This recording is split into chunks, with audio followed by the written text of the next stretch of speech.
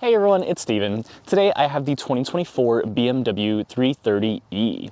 This is the plug-in hybrid variant of the segment-defining compact luxury sports sedan, the 3 Series. When most people think of a sports sedan, they think of the 3 Series, right? Now in its 7th generation, the 3 Series remains a modern and compelling sports sedan thanks to a lot of updates that BMW has made along the way. Luckily, nothing too over the top though, especially with the exterior styling.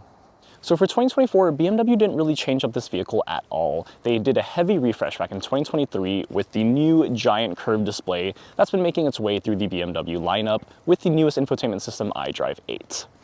You've also got some exterior styling updates on both the front fascia and the rear fascia, keeping it more modern, but like I said, I love that they didn't make the boisterous grille like the iX or the 4 Series. For 2025, BMW is unfortunately discontinuing the plug-in hybrid variants, but we expect it to come back with the full redesign in the 2026 model year. So the 2024 BMW 330e starts at $45,600 for the base rear-wheel drive option. You have a $2,000 optional all-wheel drive, which gets you BMW's famous xDrive, but this one doesn't have that, unfortunately, which is a little shocking given the appearance of where I am right now. As tested, this one comes to about $48,000 with a few packages like the heated steering wheel and the driver assistance package, which gets you the front and rear parking sensors, which unfortunately aren't standard on this vehicle. The plug-in hybrid variant of the 3 Series comes with a 2-liter turbocharged 4-cylinder, also with a single electric motor. It makes a total of 288 horsepower and 310 pound-feet of torque. It gets you 0 to 60 times in about 5.6 seconds. However, a lot of people have been reporting closer to 5 seconds, especially with the extra sport boost function that this car has.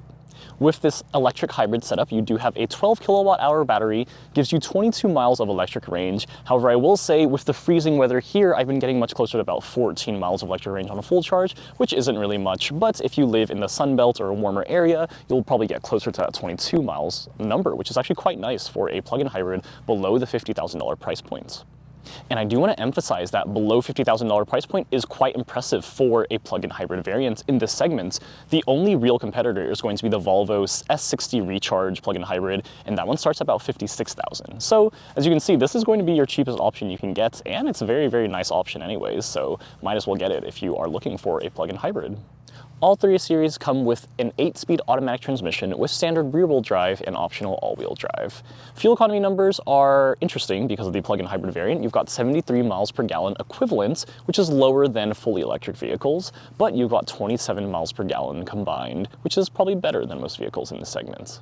All right, let's talk about the exterior of the 2024 BMW 330e. So really no differences for the plug-in hybrid variants, except that you've got that blue outline on the BMW logo that basically indicates that this has some electric power in there, which is pretty neat.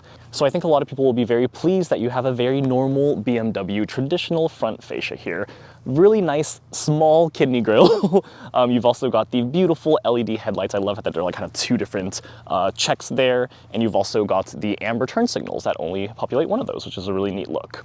Otherwise, the front doesn't look too sporty, but you know, this is a sports sedan. It's small, it's nimble. You've got a lot of chrome throughout the vehicle, so it does look luxurious as well. Some mix of fully functional vents and non-functional vents. As you can see, this grille really doesn't have much there. Going into the side profile though, you do get some nice sporty elements. You've got 18-inch alloy wheels. They look fine. I like that they have a lot of spokes. I think that looks quite nice. These are standard as well. You'll notice you have the electrical plug-in socket right here, which is pretty cool. You've got the plug-in right here, and you've got the gas on the other side of things. And as you can see, we've got keyless entry. So if I get far away enough from the vehicle, it does automatically lock, which is pretty neat. Otherwise, the side profile, like I said, nothing too interesting. This doesn't have the shadow line exterior or anything like that, but you've got that chrome around the whole thing. Personally, for a sports sedan, I do like it to be a bit more blacked out. This one has a lot of chrome, kind of reminds me of a Mercedes product, but this certainly does look a bit more sporty. You've got decent body lines, but you can really see from the side profile how small this car is, right? It is a pretty small vehicle. The height of the vehicle, the width of the vehicle, everything is quite small. You do have a standard sunroof though, which is pretty nice, but it is also a very small sunroof. So definitely not a pano or anything like that. Going into the rear here, this is BMW's typical modern rear fascia now. So not too exciting, you don't have a full light bar or anything like that. Again, you do have that blue outline on the BMW logo though, which is pretty neat. But aside from that, you've got some full LED taillights. They look fine, nothing too fancy. They don't do dynamic lighting or anything like that, so it's not the most interesting thing here. But I think it looks quite nice, right? Again, the BMW 3 Series is very understated, which is pretty different compared to a lot of other BMWs out there right now. I think BMW is clearly trying to make a statement with a lot of their other bolder looks, but this one is quite tame, so I think a lot of people still really gravitate towards this. I do like that you've got some nice silver chrome tailpipes there. They look very nice. They look a lot more sporty than some of the other weird cases that you have over tailpipes these days. These are exposed, which is pretty nice. You can see that you've got some rear parking sensors as well. Those aren't standard. Those are actually part of a $700 package, I believe, which is a little disappointing at this price point. So going into the trunk here, this is a bit of a smaller area, but I will say it's about average in its class. So you've got 13.2 cubic feet of cargo space, and you can lower the rear seats in a 20-40-20 split, which is nice. You'll also notice that because of the battery, you have a really weird angle here. It's a very weird shape. It goes in and then out, which I've never really seen in trunk before, which is really interesting. You can store some cables and stuff like that in here, but otherwise it's a pretty small area. 2 large full-size suitcases will not fit in here. Ask me how I know that. And so you do have to probably lower the rear seats here if you do want to fit some larger pieces of luggage here, but it's actually about average in its class.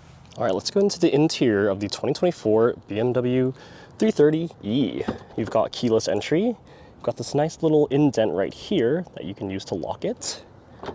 It's super cold, so I'm gonna go right inside here. All right, I'll let you guys take a look at the key fob really quick. It's not too interesting. This is your typical BMW key fob from the last few years. It's relatively sleek, but still a little bulky, especially when you have 2 of them. Going inside, you'll see that this is a very familiar BMW interior for those of you who have been keeping track with their recent refreshes in interior design. But you've got the start-stop button right here. I like that it's kind of here. It's easy to hit. All right, from the driver's perspective here, you can see that the big improvement over the last few years for this vehicle is going to be this large curved display. I've already covered this in numerous other reviews. This is running iDrive 8, so it's not actually the latest. iDrive 8.5 is actually the latest, and that one is actually coming in the 2025 BMW 330e.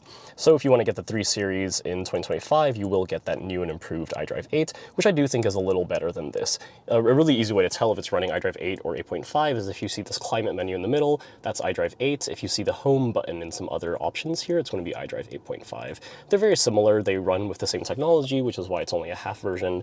It's very Android-like, or smartphone-like in general, where you have a lot of different widgets and apps and stuff like that. Pretty easy, but I still feel like it's a little confusing to figure out where you want to go sometimes. But it is very responsive. BMW has clearly spent a lot of money on their R&D team for their infotainment system, which is much appreciated, far better than the Audi and Mercedes rivals. We can start by just talking about this here. So this is going to be your 14.9-inch touchscreen right here. This one is a very nice touchscreen, like I just said. It is super fast, super responsive, pretty easy to configure, and just overall a great system. Apple CarPlay looks awesome on this. I actually think it's probably one of the best implementations. It takes up the entire screen. There's no real estate left unused, and it just looks really good, really crisp graphics. Going into the screen right here in front of the driver, this is going to be your 12.3-inch digital gauge cluster. This is also typical BMW fashion. You've got a few different layouts that you can use, so you can select using your steering wheel here. It's not too interesting, definitely not nearly as configurable as something like the Audi, but you can show what you want to show in the middle here. You've got a few different options. I personally like just keeping it on media, but you can show a map display as well, which is pretty neat. Going into the steering wheel right here, this is going to be a pretty typical steering wheel for BMW, although you do get a newer one in the 2025 model year. But you've got paddle shifters as expected from a true sports sedan. Everything here is quite easy. It's not cluttered. I do like that the heated steering wheel is easily kind of hidden right here. It looks overall pretty nice. You can get an M Sport steering wheel as well that will have the M logo right there. Looks a little bit sportier with larger bolsters and stuff like that. But this one feels fine.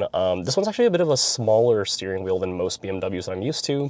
For example, if you drive any of the SUVs, I feel like the X3, X5, all of those have massive, very padded steering wheels. But this one feels a little smaller, which actually makes it feel a bit more sporty in my opinion. Very simple, intuitive controls right here. Volume up, skip track. These are your media controls. This is how you control what content you want to show in the digital gauge cluster. And then you've got your cruise control functions right here. So one thing I want to point out is that this is not adaptive cruise control, unfortunately. So this vehicle doesn't have adaptive cruise control, which I find a little ridiculous given that so many vehicles have it standard these days, like the Toyota Camry. But yeah, so you do have to pay for adaptive cruise control, unfortunately, but you do have normal cruise control here. So from the driver perspective, this is very similar to most BMW products, and it's just good. I don't think BMW hasn't needed to do anything new to this because it feels very modern, it feels very high-tech, and it's pretty usable. I do want to point out that you also do have heated seats for both of the front passengers, which is great. Heated steering wheel, and the heated seats actually come standard, which is pretty neat. Heated steering wheel is part of a package, I believe. You also notice maybe a little bit here on the camera that you do have some ambient lighting. I'll show you guys what that looks like in the dark.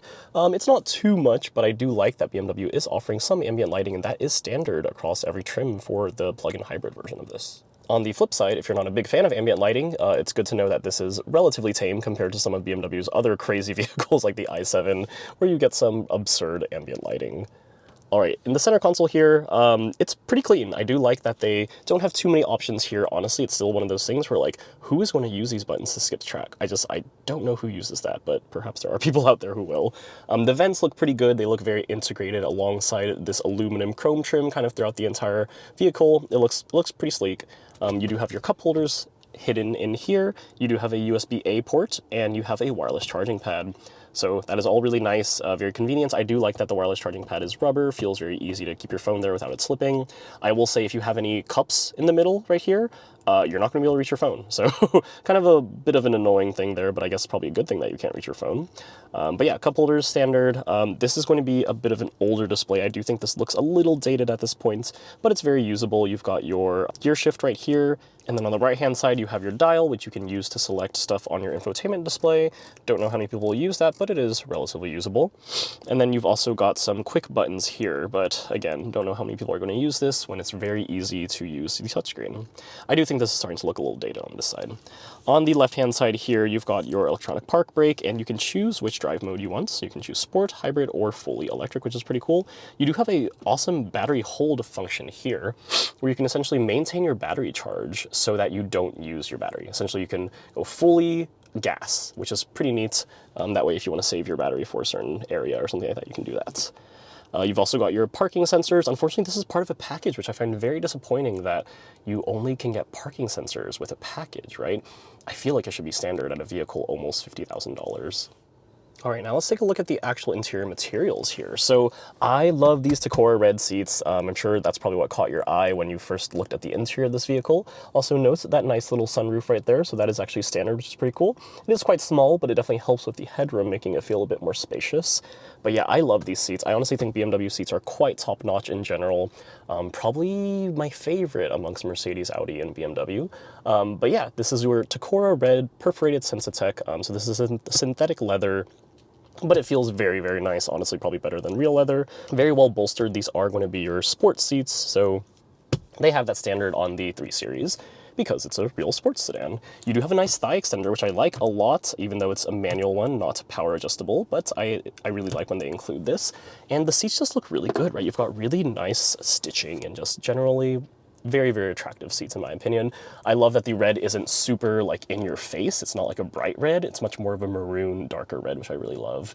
The door panels look also very excellent. I like the contrast of that Tacora red with the black. It looks really nice, very sporty, and it's just a pretty clean layout, right? Like it doesn't look too crazy or anything like that, but it looks good. You have your typical soft touch materials on top and then your hard plastics towards the bottom with the cup holders and stuff like that. There's a very deep cup holder as well. That is kind of a nice thing if you want to put a lot of stuff in your door pockets. You have a lot of space there. And then lastly, I want to point out this nice trim. So the trim on this is called, oh gosh, it's like blue ash gray open pore wood, something like that. It's like a very long name, but it looks pretty good. It is kind of a bluish gray, I would say. And it's a very nice open pore wood. It looks pretty nice. I will say there are probably some other options that look a little better with the red, but I do like this trim overall, and you can really see it right here. It looks very, very nice and quite luxurious. Definitely better than you would get in an economy vehicle.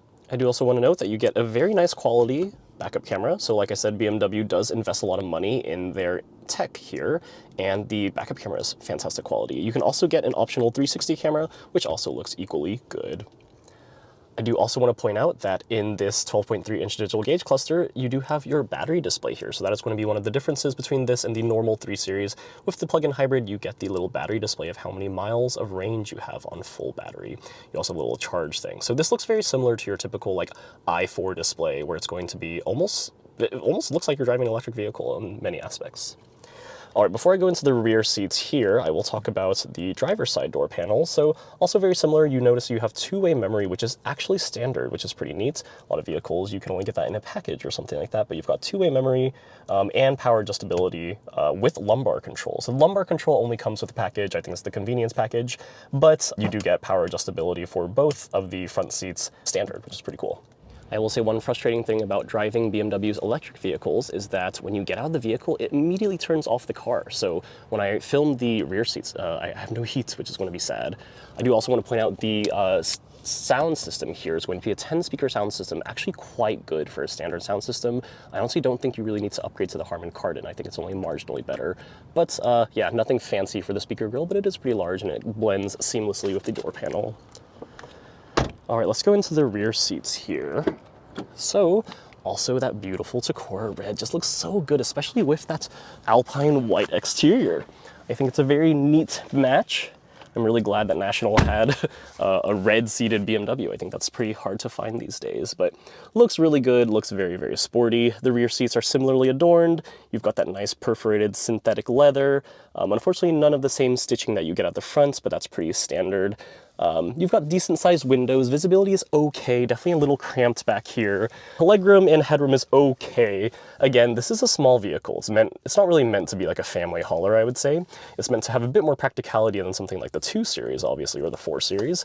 But still, it's not going to have that much space. So you've got some legroom, some headroom. Headroom is a bit tight. I'm 5'8", and I am almost reaching the top, so definitely not going to be great for taller passengers in the back. I do think it will feel a little cramped. Otherwise, pretty standard, nice amenities back here. You do have climate control back here, so it's actually tri-zone climate control, which is pretty neat, and I do believe that is standard as well. You've got 2 USB-C chargers, so definitely fine for a family. I will note there are no pockets or anything like that, so you can't put any storage materials here, but you do have some nice deep pockets in the door panels.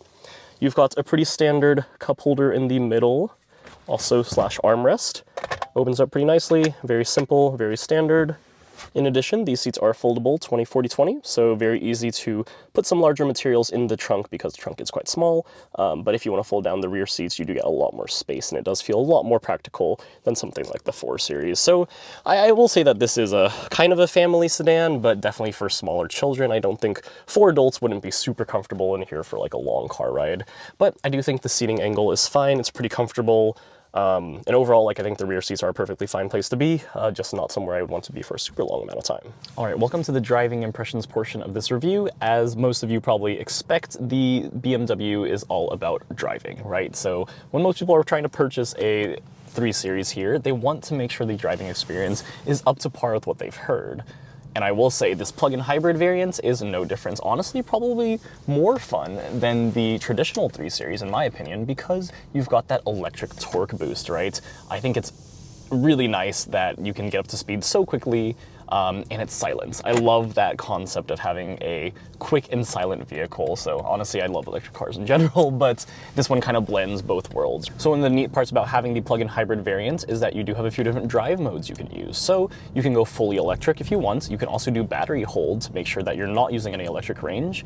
And you can go, so yeah, you can do fully gas, fully electric, or the hybrid variants. You've also got sport mode. And like I said, you've got that extra boost, which gives you maximum torque, maximum power for a little bit, which is pretty cool. I feel like you usually don't see that on cheaper vehicles. You might see that on like the M3, for example, but probably not on the base 3 Series, but you've got that here. You've got some cool graphics as well. So let's talk about the tech a little bit here really quickly. So I do like that you've got a decent amount of standard features, but that is probably one of the biggest cons in this vehicle is that you don't have standard tech like the front and rear parking sensors, especially the rear parking sensors. That's very shocking to me personally. You do have a lot of other goodies like the heated front seats. I think that's an interesting one that they decided to make standard, but no heated steering wheel. That's pretty standard, I would say, in terms of not having that standard. You've got a nice rear view camera. BMW tech is really top of the class in terms of the Germans. I will say that their tech is far beyond Mercedes and Audi. It looks a lot more modern, it feels more modern. The iDrive 8 system is very nice. iDrive 8.5 is not on this vehicle yet, though I do believe you get that in the 2025 3 Series. And I'm excited to see what iDrive 9 looks like. I'm hoping it's a little less app-like, personally. Ride quality is decent. Again, it's a small sports sedan, so it's definitely not going to feel as boaty as some of the other vehicles out there, but I will note that the sound isolation in this vehicle is top-notch, honestly. There are some other vehicles that I've recently rented that kind of compete with this, like the G70, for example. G70 really blew me away, and I still prefer it for the looks, honestly.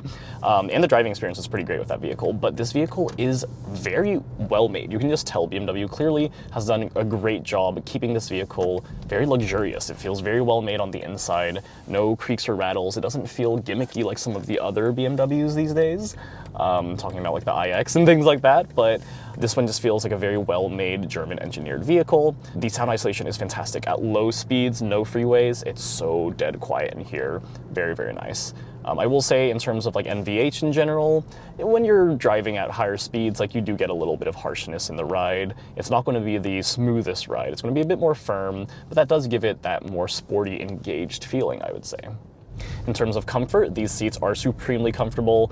Anyone who's been in BMW seats, I think they are very, very high up there in terms of comfort, very similar to Mercedes. I think they put a lot of research money into that. I love these seats. I love the color. Again, these Tacora red seats are beautiful. I love that they're not just that like kind of obnoxious bright red like Maserati does. I really like this like dark maroon red. It looks almost like a wine purple in some lightings, and I love it. I think it's fantastic. I love that you get these sport seats standard here. So these are kind of nice bolstered seats. They're pretty thick. You've got good adjustability as well. And in general, visibility in the car is quite nice as well, I would say. You've got some decent sized windows for how small this vehicle is. I mean, overall, I think most people know how legendary the 3 Series experience is. Everyone wants this vehicle. If they're looking for a sports sedan, it is the pinnacle of sports sedan design. And just in general, the driving experience is phenomenal. It is fantastic. Almost no complaints about this vehicle. Really, the technology gap, I would say, is a little bit of something that I don't like in terms of standard features. Some of the competitors definitely have it beat there. I will say, if you want pure driving enjoyment, I do think the Giulia beats this out a little tiny bit, but the BMW is certainly more luxurious. It certainly has a lot more niceties to it than the Alfa Romeo. So obviously, I've really enjoyed my time with this vehicle here in Michigan. Even with the freezing cold temperatures and the crazy amount of snow, rear-wheel drive has actually handled very well.